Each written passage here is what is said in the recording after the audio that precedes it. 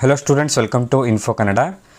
ಎಲ್ಲ ವಿದ್ಯಾರ್ಥಿಗಳಿಗೆ ಯುವ ನಿಧಿಯ ಜುಲೈ ಮಂತಿನ ಸೆಲ್ಫ್ ಡಿಕ್ಲರೇಷನನ್ನು ಸಬ್ಮಿಟ್ ಮಾಡುವಾಗ ಪ್ರಾಬ್ಲಮ್ ಆಗ್ತಾಯಿದೆ. ಈಗಾಗಲೇ ಕೆಲವು ವಿದ್ಯಾರ್ಥಿಗಳು ಜುಲೈ ಮಂತಿನ ಯುವ ನಿಧಿ ಸೆಲ್ಫ್ ಡಿಕ್ಲರೇಷನನ್ನು ಸಬ್ಮಿಟ್ ಮಾಡಿದ್ದಾರೆ. ಇನ್ನೂ ಬಾಕಿ ಉಳಿದ ವಿದ್ಯಾರ್ಥಿಗಳು ಸಬ್ಮಿಟ್ ಮಾಡುವಾಗ ಪ್ರಾಬ್ಲಮ್ ಆಗ್ತಾಯಿದೆ. ಎಲ್ಲಿ ಅಂದರೆ ಆಧಾರ್ ಡೀಟೇಲ್ಸ್ ಫೆಚ್ ಆಗ್ತಾಯಿಲ್ಲ. ಆಧಾರ್ OTP ಆದ ನಂತರ ನೀವು ಆಧಾರ್ ಡೀಟೇಲ್ಸ್ ಫೆಚ್ ಮಾಡೋಕ್ಕೆ ಹೋದರೆ ಅಲ್ಲಿ ಆಧಾರ್ ಡೀಟೇಲ್ಸ್ ಫೆಚ್ ಆಗ್ತಾಯಿಲ್ಲ. ಹೋಲ್ ಸೇವಾ ಸಿಂಧು ಪೋರ್ಟಲ್ಲೇ ಲ್ಯಾಗ್ ಆಗ್ತಾಯಿದೆ.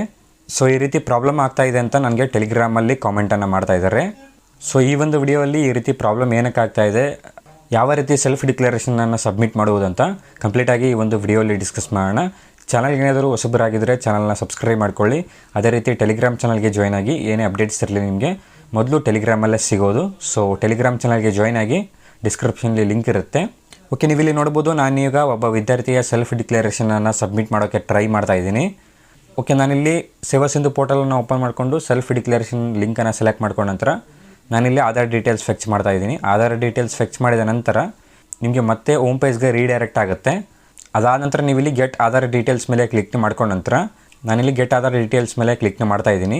ಕ್ಲಿಕ್ ಮಾಡ್ಕೊಂಡ ನಂತರ ನೀವಿಲ್ಲಿ ನೋಡ್ಬೋದು, ಯಾವುದೇ ಇಲ್ಲಿ ಡೀಟೇಲ್ಸ್ ಫೆಚ್ ಆಗ್ತಾ ಇಲ್ಲ. ಇದು ನಾರ್ಮಲಾಗಿ ಡೀಟೇಲ್ಸ್ ಫೆಚ್ ಆಗಬೇಕಾಗಿತ್ತು, ಬಟ್ ಇಲ್ಲಿ ಡೀಟೇಲ್ಸ್ ಫೆಚ್ ಆಗ್ತಾ ಇಲ್ಲ. ಆಲ್ಮೋಸ್ಟ್ ಎಲ್ಲ ವಿದ್ಯಾರ್ಥಿಗಳು ಇದೇ ಪ್ರಾಬ್ಲಮನ್ನು ಫೇಸ್ ಮಾಡ್ತಾ ಇದ್ದಾರೆ. ಯಾಕೆ ಈ ಪ್ರಾಬ್ಲಮ್ ಆಗ್ತಾ ಇದೆ ಅಂದರೆ, ಯಾರೆಲ್ಲ ಹೊಸದಾಗಿ ಸೆಲ್ಫ್ ಡಿಕ್ಲರೇಷನನ್ನು ಸಬ್ಮಿಟ್ ಮಾಡ್ತಾ ಇದ್ದಾರಲ್ಲ, ಅಂದರೆ ಮೊದಲನೇ ಬಾರಿ ಸೆಲ್ಫ್ ಡಿಕ್ಲರೇಷನನ್ನು ಸಬ್ಮಿಟ್ ಮಾಡ್ತಾ ಇದ್ದಾರಲ್ಲ, ಅಂಥ ಒಂದು ವಿದ್ಯಾರ್ಥಿಗಳು ಈ ಒಂದು ಪ್ರಾಬ್ಲಮನ್ನು ಫೇಸ್ ಮಾಡ್ತಾ ಇದ್ದಾರೆ. ಸೊ ಯಾರೆಲ್ಲ ಫಸ್ಟ್ ಟೈಮ್ ಸೆಲ್ಫ್ ಡಿಕ್ಲರೇಷನನ್ನು ಸಬ್ಮಿಟ್ ಮಾಡ್ತಾ ಇದ್ದಾರಲ್ಲ, ಆ ಒಂದು ವಿದ್ಯಾರ್ಥಿಗಳಿಗೆ ಈ ಒಂದು ಪ್ರಾಬ್ಲಮ್ ಆಗ್ತಾ ಇದೆ.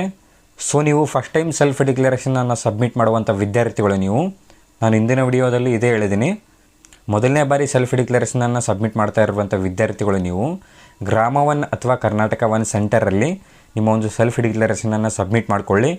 ಅಲ್ಲಿ ನಿಮಗೆ ಈ ಒಂದು ಪ್ರಾಬ್ಲಮ್ ಬರಲ್ಲ.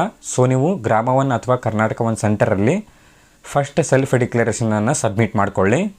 ಅದಾದ ನಂತರ ರೆಗ್ಯುಲರಾಗಿ ಸಬ್ಮಿಟ್ ಮಾಡ್ತಾ ಇರುವಂಥ ವಿದ್ಯಾರ್ಥಿಗಳು ಏನಾದರೂ ಈ ಥರ ಪ್ರಾಬ್ಲಮನ್ನು ಫೇಸ್ ಮಾಡ್ತಾ ಇದ್ದರೆ ಕೆಳಗಡೆ ಕಾಮೆಂಟ್ ಹಾಕಿ. ಐ ಥಿಂಕ್ ರೆಗ್ಯುಲರಾಗಿ ಸಬ್ಮಿಟ್ ಮಾಡ್ತಾ ಇರುವಂಥ ಸೆಲ್ಫ್ ಡಿಕ್ಲರೇಷನ್ ಎಲ್ಲ ಸಬ್ಮಿಟ್ ಆಗ್ತಾಯಿದೆ, ಏನೂ ಪ್ರಾಬ್ಲಮ್ ಆಗ್ತಾಯಿಲ್ಲ. ಕೆಲವೊಬ್ಬರಿಗೆ ಆಗ್ತಾಯಿದೆ, ನಾನು ನೋಟಿಸ್ ಮಾಡಿಲ್ಲ.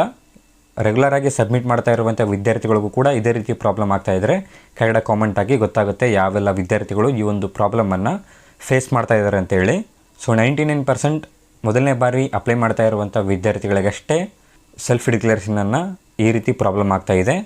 ಸೊ ನೀವು ಆಗಲೇ ಹೇಳಿರುವ ಹಾಗೆ ಕರ್ನಾಟಕ 1 ಅಥವಾ ಗ್ರಾಮ 1 ಸೆಂಟರಲ್ಲಿ ಟ್ರೈ ಮಾಡಿ. ನಿಮ್ಮ ಒಂದು ಸೆಲ್ಫ್ ಡಿಕ್ಲರೇಷನ್ ಬಂದು ಸಬ್ಮಿಟ್ ಆಗುತ್ತೆ. ಆ್ಯಂಡ್ ಇನ್ನೊಂದು ಜುಲೈ 25ರವರೆಗೆ ಟೈಮ್ ಇದೆ, ಇನ್ನೂ ಬೇಜಾನ್ ಟೈಮ್ ಇದೆ. ಸೊ ನೀವು ಆರಾಮಾಗಿ ಸೆಲ್ಫ್ ಡಿಕ್ಲರೇಷನನ್ನು ಸಬ್ಮಿಟ್ ಮಾಡ್ಬೋದು. ಓಕೆ, ಈ ಒಂದು ಅಪ್ಡೇಟನ್ನು ನಿಮಗೆ ತಿಳಿಸಬೇಕಾಗಿತ್ತು. ವಿಡಿಯೋನ ಇಲ್ಲಿಗೆ ಕಂಪ್ಲೀಟ್ ಮಾಡ್ತಾ ಇದ್ದೀನಿ. ವಿಡಿಯೋ ಏನಾದರೂ ಇಷ್ಟ ಆದಲ್ಲಿ ವಿಡಿಯೋಗೊಂದು ಲೈಕ್ ಮಾಡಿ. ಚಾನಲ್ಗೆ ಏನಾದರೂ ಇನ್ನೂ ಸಬ್ಸ್ಕ್ರೈಬ್ ಆಗಿಲ್ಲ ಅಂದರೆ ಸಬ್ಸ್ಕ್ರೈಬ್ ಆಗಿ ಅಂತ ಹೇಳ್ತಾ ಮತ್ತೆ ಸಿಗೋಣ ಮುಂದಿನ ವಿಡಿಯೋಲಿ.